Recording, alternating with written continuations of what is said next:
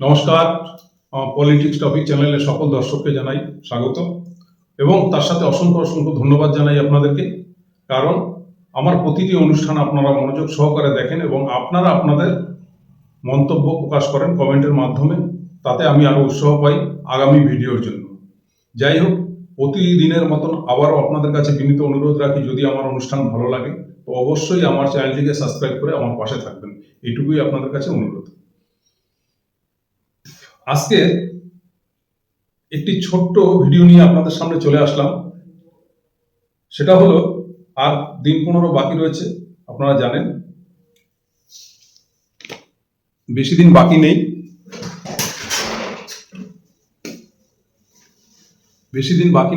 আর vote হতে যাচ্ছে 2026-এ পশ্চিমবঙ্গের বিধানসভা ভোট। এই ভোটে কিছু আসন আছে এমনই বিতর্কিত, যা প্রতিটি মানুষের জানার আগ্রহ থাকে এখানে কি হতে যাচ্ছে, কে জিতবে, তৃণমূল জিতবে না বিজেপি জিতবে না বামফ্রন্ট জিতবে, কি হতে যাচ্ছে।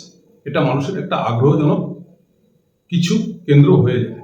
সেই কেন্দ্রগুলো নিয়ে আমি বলতে যাচ্ছি আজকের একটি জনমত সমীক্ষা, এবং কোন পরিস্থিতির জন্য সেখানে কে জিতবে সেটা আপনাদের সামনে তুলে ধরছি। সেই 6টি আসন, মাত্র 6টি আসনের একটা জনমত বলতে পারেন বা পরিস্থিতি অনুযায়ী কার অনুকূলে সেই আসনগুলো দাঁড়িয়েছে সেটাই আপনাদের সামনে তুলে ধরছি। যেরকম সন্দেশখালী একটি আসন, বনগাঁ দক্ষিণ একটি আসন, নন্দীগ্রাম একটি আসন, ভাটপাড়া একটি আসন, পানিহাটি একটি আসন এবং হাবড়া। এই 6টি আসনে কি হতে চলেছে।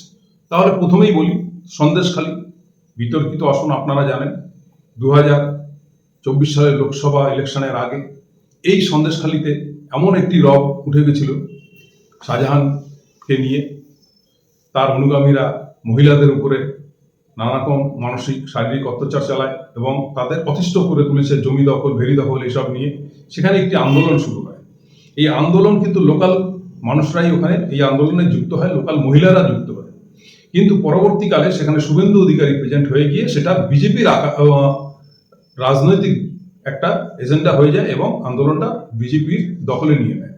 এবং এই বিজেপির দখলে নেওয়াতে পশ্চিমবঙ্গের তখন সন্দেশখালী একটি কেন্দ্রবিন্দু হয়ে ওঠে।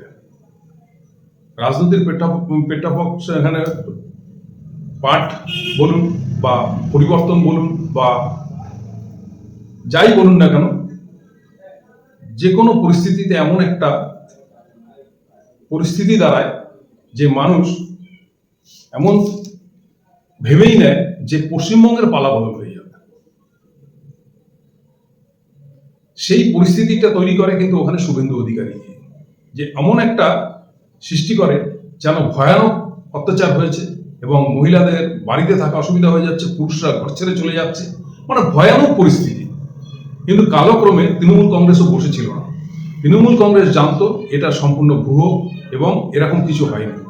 শুভেন্দু অধিকারী দেখেছেন, তার কথায় এনআইএ ওখানে পর্যন্ত মাঠে ঘাটে রোবট নামিয়ে ছিল, কোথায় বোমা পড়ে আছে, কোথায় কি পড়ে আছে, নানা ধরনের। এবং অনেক ওখানে এমনই একটা পরিস্থিতি হয়ে গেছে যে ভয়ে আতঙ্কে কেউ বলতো না আমি তৃণমূল করি, এরকম একটা পরিবেশ তৈরি হয়ে গেছে।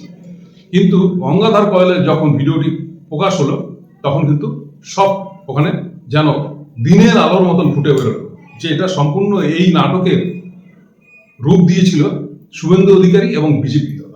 এই কথাগুলো হয়তো আপনারা শুনলে আমাকে চটিচাটা বলতে পারেন, কিন্তু এটা অতি বাস্তব কথা যে সন্দেশখালী তখন এই রেখা পাত্রকে নিয়ে বিজেপি এতটাই লাফালাফি করেছে এবং তার সাথে আরো কিছু বেশ মহিলা যুক্ত হয়েছিল, যারা কোর্ট আদালত পুলিশ থানা পুলিশ বহু কিছু হয়েছে, দেখেছেন কোর্টে হাজিরা, তাদের নামে কেস, অনেক কিছু হয়েছে। এবং তারা এমন একটা ভাষণ দিত যেন রাতারাতি জননেত্রী হয়ে যাবে। তার মধ্যে রেখা পাত্র এখনো আছেন, জননেত্রীর ভাষণ।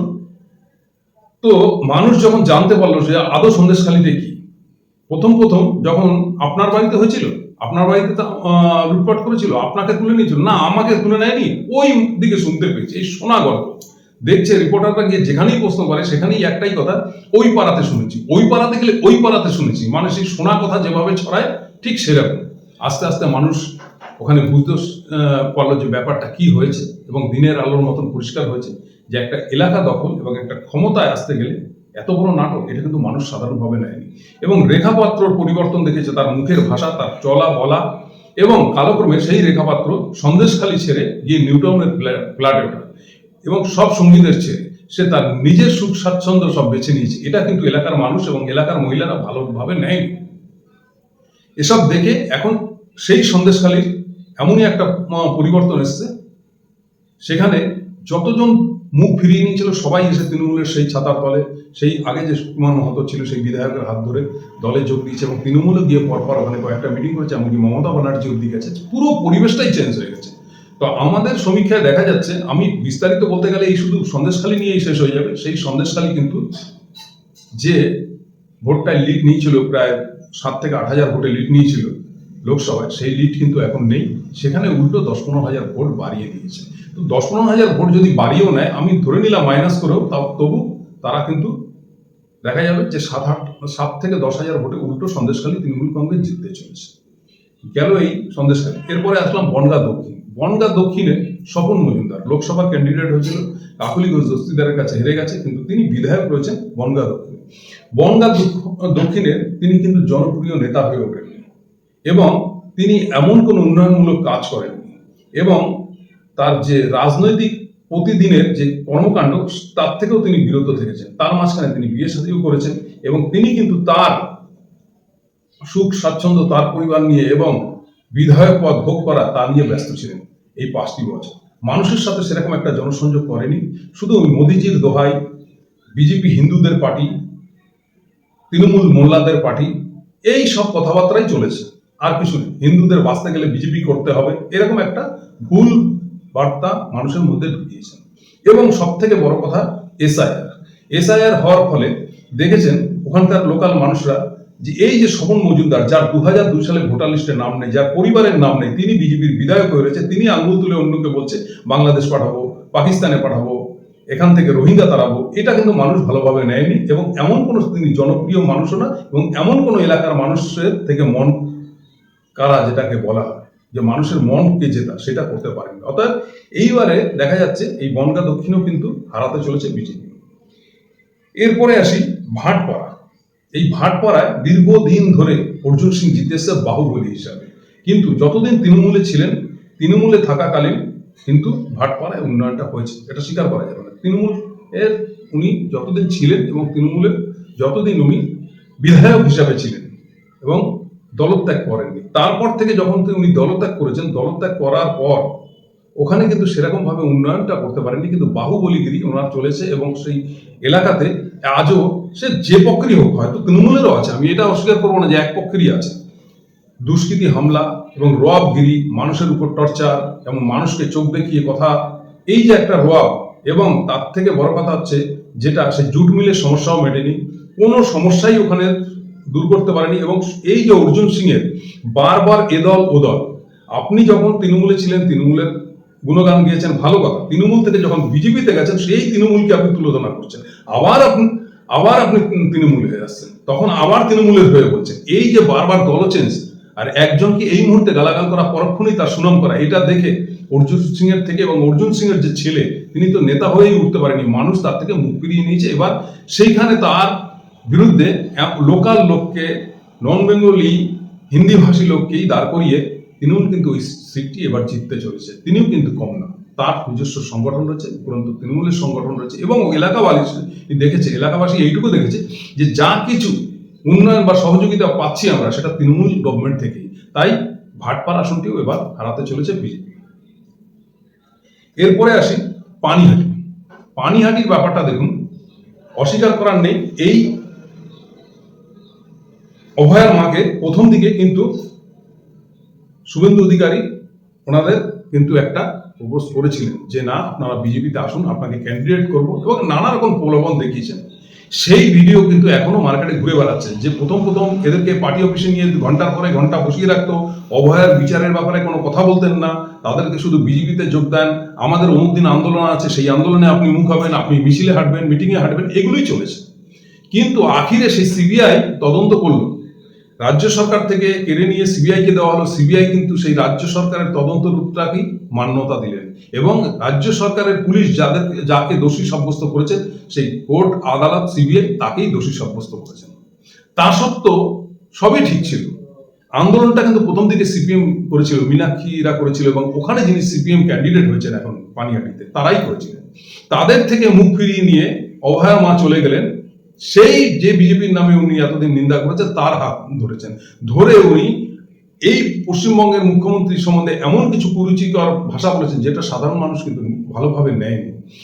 এছাড়াও পানিহাটিতে একটা তৃণমূল কংগ্রেসের শক্ত ঘাঁটি ছিল, তার একটা সংগঠন ছিল, তারা কিন্তু তৃণমূল থেকে এই অভয়ার মাকে দেখে বিজেপিতে লাভ দেয়নি, সেখান থেকে কিন্তু ভোট ভাগাতে পারেনি এই অভয়ার মা বা বিজেপি বলুন। আলটিমেটলি কি হলো, সিপিএম এর যে সমর্থকটা ছিল তারা কিন্তু এই বিজেপিকে ভোট দিয়েছেন, অস্বীকার করা যায় না, কিন্তু সিপিএম এর এমন একজন ক্যান্ডিডেট দাঁড় করিয়ে দিয়েছেন যিনি এই আন্দোলনের সাথে যুক্ত ছিলেন। তিনি কি বলছেন, তার বক্তব্য কি, তা দেখে কিন্তু সেই কিছু ভোট বিজেপির থেকে কিন্তু উল্টো সেই সিপিএম কে সমর্থন করার মতন হয়ে গেছে। এবং অভয়ার মাঝে লোভে পড়ে হোক, অর্থ লোভে পড়ে হোক, এবং ভুল ডিসিশন নিয়ে নিয়েছেন, এটা কিন্তু ওখানকার মানুষ বলছে।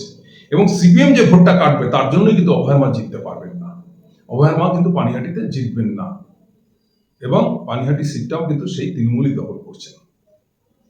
আর একটা কথা এর সাথে বলে রাখি, রাজ্য সরকার কোনোদিন পারে না তার ডাক্তারদের দায়ী করতে, কিন্তু এই যে সিপিএম বলুন, কংগ্রেস বলুন, বিজেপি বলুন, আইএসএফ বলুন, কেউ কি এই প্রশ্নটা করেছে? এটা সম্পূর্ণ আমার নিজস্ব প্রশ্ন। একটি লেডি ডাক্তার, তিনি 48 ঘন্টা টানা ডিউটি করছেন, রাত্রেবেলা কয়েকজন সঙ্গী ডাক্তারের সাথে তিনি খাবার খেলেন, খাবার খেয়ে বললো আমি খুব টায়ার্ড হয়ে পড়েছি, আমি একটু বিশ্রাম করি, তোমরা যাও, আমি কিছুক্ষণ বিশ্রাম করে নিই, আবার ডিউটি করবো।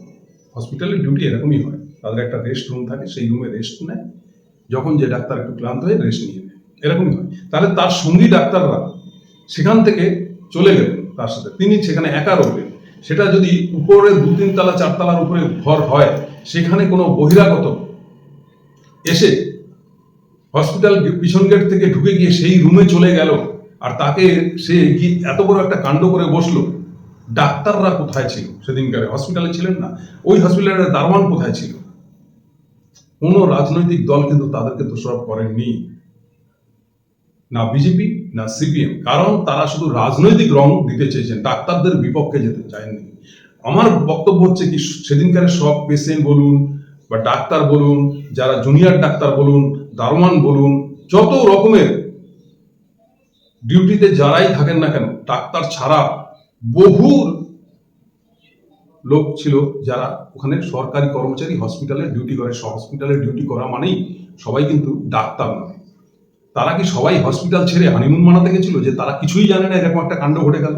যখন ঘটে গেল, ডাক্তারদের সাক্ষ্য নিয়ে ভিডিওগ্রাফি করে তারপরে ওখানে পোস্টমর্টম হলো, পরক্ষণে সেই ডাক্তাররাই উল্টো পাল্টা বয়ান দিয়ে তারা হসপিটাল গেটের সামনে পুরো, মানে স্বাস্থ্য এমনই একটা জিনিস যেখানে চিকিৎসা না হলে মানুষের মৃত্যুবরণ করতে হয়, টোটাল চিকিৎসা বন্ধ করে দিয়ে তারা আন্দোলনে নেমে গেল এবং কোটি কোটি টাকা কালেকশন করলেন এই আন্দোলনের মধ্যে দিয়ে দীর্ঘদিন ধরে। এবার বলুন, মমতা ব্যানার্জি কেন ডাক্তারদের দায়ী করেনি? কারণ তখন যদি মমতা ব্যানার্জি বলতো যে সব জানে এই ডাক্তাররা, তাহলে ওই যে বিরোধী যারা রাজনীতিটা করবে তারাও বলতো দেখুন মমতা ব্যানার্জি মূল আসামি না ধরে এখন ডাক্তারদের পিছনে পড়ছে, ডাক্তাররা তো অলরেডি আন্দোলনে চলে এসেছে, তাহলে যে ডাক্তাররা হসপিটালে ছিল তারা কেন আন্দোলনে যুক্ত হবে? তারা কি করছিল? তারা কোথায় ছিল? তারা কি তখন চোখ কান বন্ধ করে কোনো ঘরের মধ্যে তালা দেওয়া বন্ধ ছিল? তা তো ছিল না। এই প্রশ্নটা কিন্তু আমার মনে, আপনারা কি বলেন জানাবেন। গেল এই একটা। এবার বলি হাবড়া জ্যোতিপ্রিয় মল্লিক, সবাই ভাবছেন তিনি রেশন দুর্নীতিতে জেল খেটেছেন, অতএব হাবড়ায় জ্যোতিপ্রিয় মল্লিক জিততে পারবেন না। ভুল ধারণা। যদি বলেন কেন, হাবড়ায় কিন্তু উনি একজন জেতা বিধায়ক, পরিষ্কার কথা, তৃণমূলের একজন উইনার বিধায়ক। সে জেলে থাকুক আর যাই থাকুক, তার একটা সংগঠন বিস্তার ছিল, সে ওখানকার মানুষের সাথে ওতপ্রোতভাবে মিশেছে, এবং রাজনৈতিক কর্মকাণ্ড কিন্তু তার যে দলের লোকজন, কাউন্সিলর বলুন, পঞ্চায়েত প্রধান বলুন, মেম্বার বলুন, সবাই কিন্তু করে গেছে লাগাতার। তারা কিন্তু কোনো রকম বিশ্রাম নেয়নি, তারা কিন্তু মুখ ফিরিয়ে নেয়নি, তারা কিন্তু জ্যোতিপ্রিয় মল্লিকের সাথ ছাড়েনি। উল্টো তারা প্রতিটা মানুষের সাথে দৈনন্দিন সম্পর্ক রেখেছেন এবং তারা কার্যকলাপ চালিয়ে গেছেন এবং প্রচুর কাজ করেছেন। এবং এখন যে মমতা ব্যানার্জির প্রকল্প আছে এবং এই যে জ্যোতিপ্রিয় মল্লিকের বক্তব্য, সেই তুলনায় জ্যোতিপ্রিয় মল্লিকের বিরুদ্ধে এমন কোনো ফ্রেশ মুখ এবং চাহিদাপূর্ণ এবং মানুষের যার প্রতি আকর্ষণ জাগবে সেরকম ক্যান্ডিডেট কিন্তু দাঁড় করাতে পারেনি বিজেপি। বিজেপিও কোনো, কি আর বলতে গেলে এগুলো ভিডিওতে বলা উচিত নয়, ওই মাফিয়াগ্রস্ত একজন, মানে হম্বতম্ব মারার লোককে ক্লাস 8 পাস তাকে দাঁড় করিয়ে দিয়েছে, না কি বাহুবলীতে জিতবেন। এটা কিন্তু এলাকার মানুষ ভালোভাবে নেবে না। হাবড়ায় কিন্তু এক চান্সে বলতে পারছি না যে বিজেপি জিতবে কি তৃণমূল জিতবে, তবে লড়াইটা একদম হাড্ডাহাড্ডি হবে, যে কেউ সামান্য ভোটে বেরিয়ে যেতে পারে। গেল এবার সব থেকে চর্চাজনক যে কেন্দ্র নিয়ে কথা, সেটা হচ্ছে নন্দীগ্রাম। নন্দীগ্রাম আমার ভিডিওতে বা আমার সমীক্ষাতে প্রথম দিকে দেখেছেন যে না ওখানে তৃণমূল জিততে চলেছে, তারপর থেকে লাগাতার বলে এসছি যে না, মানে পরশু দিন অব্দি বলে এসছি যে না ওখানে বিজেপি জিততে চলেছে। কিন্তু এখন বলছি আপনাকে পরিষ্কার, হাড্ডাহাড্ডি লড়াই তো হচ্ছেই, তার সাথে ওখানে হাওয়া কিন্তু অনেকটাই ঘুরে গেছে। অনেক ভিডিও ফাঁস হচ্ছে, ওই আইএসএফ এর সাথে যে পিছনে ব্যাকডোরে যে পিরিতটা চলছে বিজেপির, সেটা প্রকাশ হয়ে গেছে। দ্বিতীয়ত কথা, এই যে শুভেন্দু অধিকারী মোল্লা থেকে সাবধান, জেহাদি, এদেরকে তাড়াতে হবে, এই যে ভাষাগুলো নন্দীগ্রামের বুকে, এবং তাদেরকে এত ঘৃণার চোখে নিয়ে গেছে, সেটা না হিন্দুরা পছন্দ করছে না ওখানকার মুসলিমরা সেটা মেনে নিচ্ছে। কিছু মুসলমানদের ভোট হয়তো সিপিএম টানবে, কিছুটা আইএসএফ টানবে। যদি ওখানে 25% ভোট থাকে, আমি ধরে নিলাম 25%-এর মধ্যে 5% পাবে না তৃণমূল, কিন্তু 20% ভোট কিন্তু তৃণমূল কংগ্রেসই পাবে। এবার রইল হিন্দু ভোট। হিন্দু ভোট যে পরিমাণ ভোট রয়েছে, তার থেকে আপনারা দেখেছেন এই ভোটের আগে অনেক সমবায় সমিতি যেগুলো বিজেপির কন্ট্রোলে ছিল, শুভেন্দু অধিকারী কন্ট্রোলে ছিল, সেগুলো কিন্তু চলে এসছে। সেই সমবায় সমিতি একটানা জিতেছে ওখানে তৃণমূল কংগ্রেস, শুভেন্দু অধিকারীর দাপট থাকাকালীন। দ্বিতীয়ত কথা হচ্ছে গিয়ে অনেক পঞ্চায়েত সদস্য বিজেপি ত্যাগ করে তৃণমূলে যোগ দিয়েছেন। বহু বিজেপি কর্মী, শুভেন্দুর যেগুলো অনুগামী বলা হয়, তারা কিন্তু সেই বিজেপি ছেড়ে পবিত্র কর, ওখানে যিনি প্রার্থী হয়েছিলেন তার সাথে যুক্ত হয়েছেন। এবং এই পবিত্র কর, এই শুভেন্দু অধিকারীর কারণে কিন্তু অনেক আগেই বিজেপিতে চলে গেছিলেন। কেন গেছিলেন? শুভেন্দু অধিকারী যখন মন্ত্রী থাকাকালীন তৃণমূলের 4-5টা দপ্তর নিয়ে চলতেন, সেই সময় উনি পঞ্চায়েতে নির্দলে দাঁড়িয়ে পঞ্চায়েত দখল করেছিলেন। তারপরে উনি আবার বিজেপিতে চলে যান। তারপরে শুভেন্দু তার কিছুদিন পরে বিজেপিতে চলে যান। হ্যাঁ, একসাথে কিছুদিন কাজ করেছেন, এবং 2021 সালে শুভেন্দুকে জেতানোর পিছনেও এই পবিত্র করের কারিগরি ছিল, সাইলেন্ট কিলার ইনি ছিলেন। কিন্তু তিনি আজ চলে এসে বহু ভোট কিন্তু ভাগিয়ে নিয়ে এসছে এই পবিত্র কর বিজেপি থেকে। এবার আমি ধরে নিলাম যে কাল অবধি যদি মানে লোকসভা ইলেকশনে যদি 8-10 হাজার ভোটে পিছিয়ে থাকে, 8,400 ভোটের মতন পিছিয়ে ছিল, আমি 8,000 ভোট ধরছি না, 10,000 ভোট ধরছি, কিন্তু সেই তার 50% কত হয়? 5,000। তো পবিত্র কর এতদিনে ভোট বাড়িয়ে নিয়েছে মিনিমাম 15,000।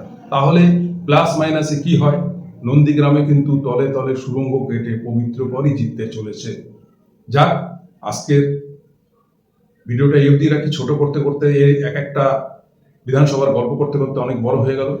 আপনাদের কাছে ক্ষমা প্রার্থী তার জন্য, কারণ দেখুন কিছু কথা না বললে আপনারাও বুঝতে পারবেন না যে কেন জিতবে। তাই আপনাদের এই সমীক্ষাটা কেমন লাগলো, এবং আপনারাও আলোচনা করবো। আপনারা যদি দেখে থাকেন এই 6টা বিধানসভা থেকে কেউ ভিডিও, যারা ওখানে বসবাস করেন এই বিধানসভাগুলিতে, তারা অবশ্যই আপনারা কমেন্টের মাধ্যমে আপনাদের মতামত জানাবেন। জয় হিন্দ।